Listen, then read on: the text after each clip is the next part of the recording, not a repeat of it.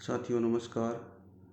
आज हम प्रतियोगिता परीक्षा उपयोगी सीरीज 1 के उत्तर के साथ हाजिर हैं और इसमें हम पहली सीरीज के जो प्रश्न थे उनके उत्तर देंगे। तो पहला क्वेश्चन था, राजस्थान राज्य में डेड रिवर या मृत नदी किसे कहते हैं? तो इसका सही उत्तर है घग्गर नदी। घग्गर नदी को मृत नदी कहते हैं क्योंकि घग्गर नदी का बेड या इसका तला है वो तो स्पष्ट है, लेकिन इसमें पानी का प्रवाह है वो स्पष्ट नहीं है, यानी कि इसमें पानी कभी कभार आता है। पीछे जो इसके राज्य जैसे हरियाणा, वहाँ पे क्या बांध बन गया और बांध बनने के कारण जब वहाँ के पानी की आवश्यकताओं की पूर्ति हो जाती है और एक्स्ट्रा पानी होता है उसको छोड़ते हैं, तब इस नदी में पानी आता है।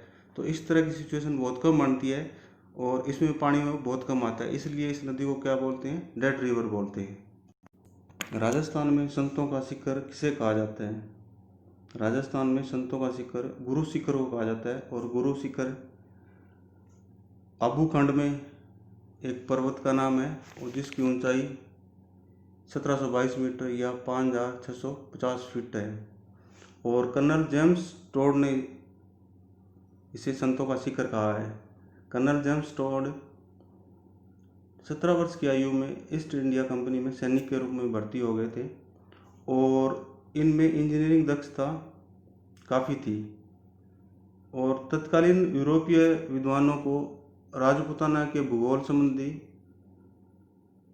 ज्ञान कम था और जो उन्होंने मैप बनाए थे उसमें लोकेशन वो सही नहीं थी।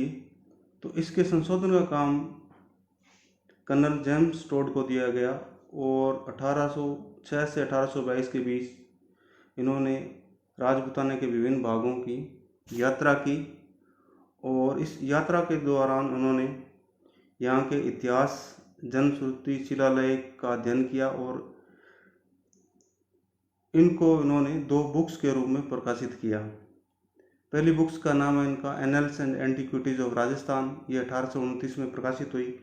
और दूसरी बुक जो इन्होंने लिखी जिसमें इन्होंने राजपूताना का इतिहास का वर्णन किया था वो है ट्रेवल्स इन वेस्टर्न इंडिया। तो इन्होंने अपनी books annuls and antiquities of Rajasthan में राजस्थान शब्द का प्रयोग पहली बार किया था।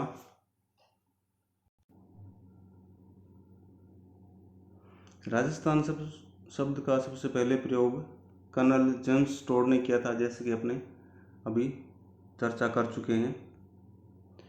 माउट किससे होती है? माउट है वो पश्चिमी विक्षोभ या वेस्टर्न डिस्टर्बेंसेस से होती है और ये शीतकालीन में होती है। ये बरसात रबी की फसल के लिए बहुत लाभदायक होती है, विशेषकर गेहूं के लिए।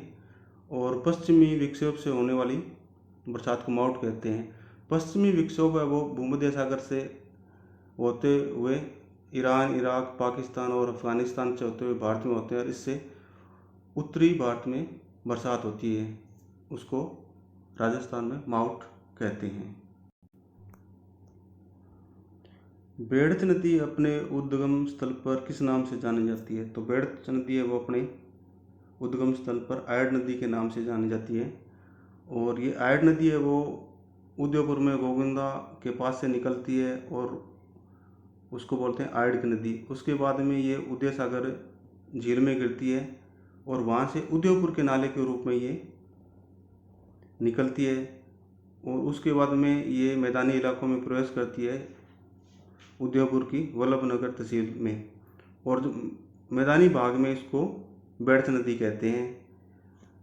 और उसके बाद में ये चित्तौड़गढ़ और भीलवाड़ा में बिंगोद के पास जो मांडलगढ़ तहसील में है भीलवाड़ा के, वहाँ पे बनास नदी में मिल जाती है। और मैनाल नदी भी यहीं बिंगोद में बनास नदी में मिलती है और इसको त्रिवेणी कहते हैं। ये आगे की सीरीज के 5 क्वेश्चन हैं जिनको आप लोगों को देखना है। पहला क्वेश्चन है, मारवाड़ का आबू किसे कहा जाता है?